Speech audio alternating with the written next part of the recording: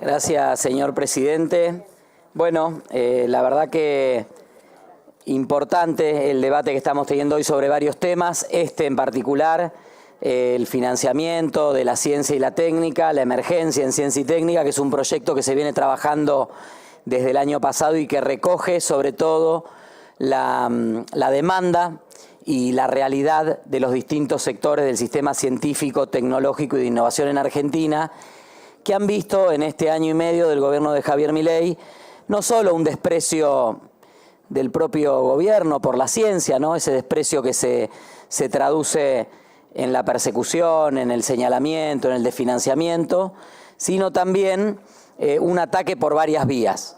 Porque usted decía, señor presidente, en el inicio de esta reunión, que hay una ley de financiamiento educativo, de financiamiento científico que no se cumple, que hay un porcentaje del PBI que debiera ser destinado a ciencia técnica e innovación que está muy por debajo de lo que establece la legislación, pero también ha habido ataques concurrentes con ese desfinanciamiento que los hemos visto en la sucesión de decretos de necesidad y urgencia y de decretos delegados que han desmontado o han intentado desmontar parte de la institucionalidad de la ciencia, la técnica y la innovación. Y cuando hablo de institucionalidad no hablo de un ministerio, porque bien uno podría pensar que en el marco de la implementación de una política pública un ministerio es un formato. Obviamente habla de una jerarquización, habla de una priorización, pero tranquilamente si se asignaran los recursos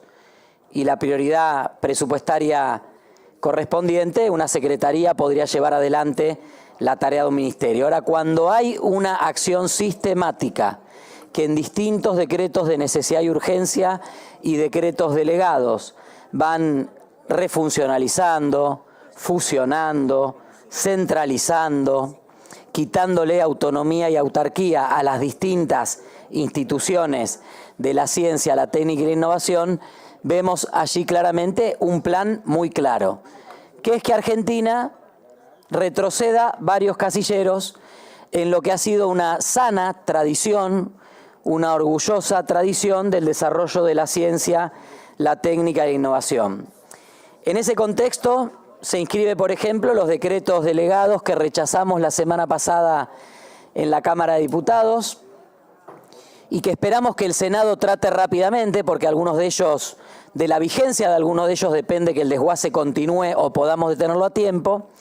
de, por ejemplo, modificaciones en el INTA, en el INTI. Obviamente hemos tenido también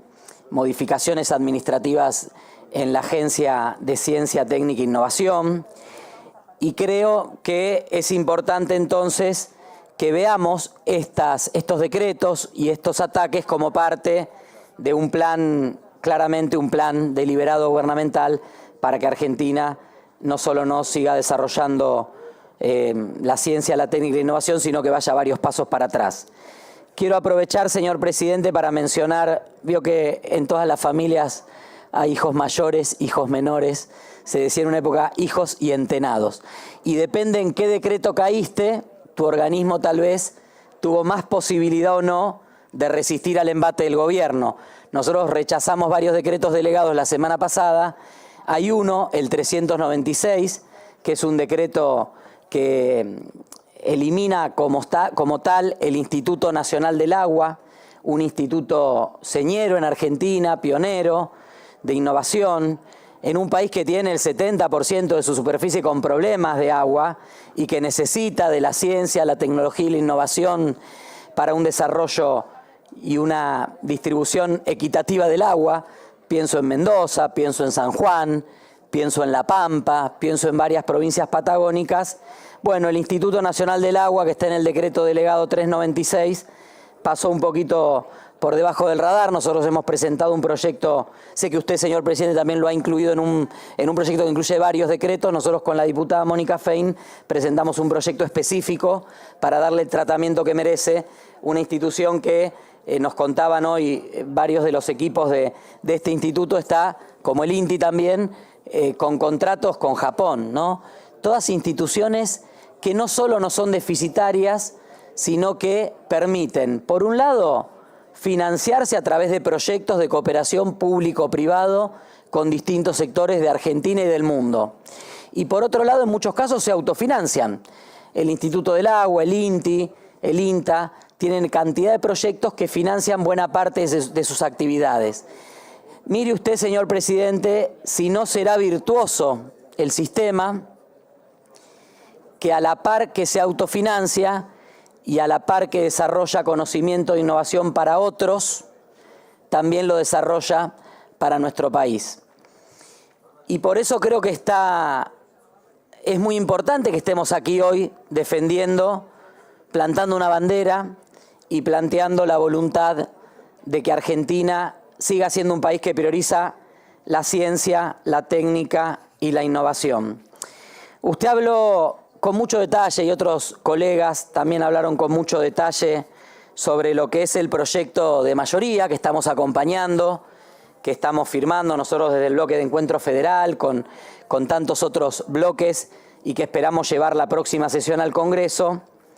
Pero me gustaría hacer brevemente, para no ocupar demasiado tiempo, dos consideraciones. Una específicamente sobre el proyecto y una más general, que a riesgo de parecer el disco rayado, porque lo vengo diciendo en varias comisiones, voy a repetirlo en esta. Sobre este proyecto quería focalizar algunas ideas vinculadas al despacho de minoría que se presentó el año pasado en la Comisión de Ciencia y Técnica e Innovación que usted preside, Innovación Productiva que usted preside, por parte de La Libertad Avanza y el PRO, para rechazar el proyecto de emergencia, que espero que La Libertad Avanza y el PRO nos eviten el bochorno de volver a presentarlo. Pueden dejar pasar pueden dejar que pase el proyecto de mayoría que ya tiene las firmas y evitar plasmar en papel algunos argumentos que nos dan un poquito de vergüenza. Pero bueno, si lo hacen, allá ellos desde ya. Ese despacho de minoría planteaba que obviamente en el marco de todas las emergencias que se determinaban en la ley Bases, era importante dejar el financiamiento en stand-by de la ciencia y la tecnología, porque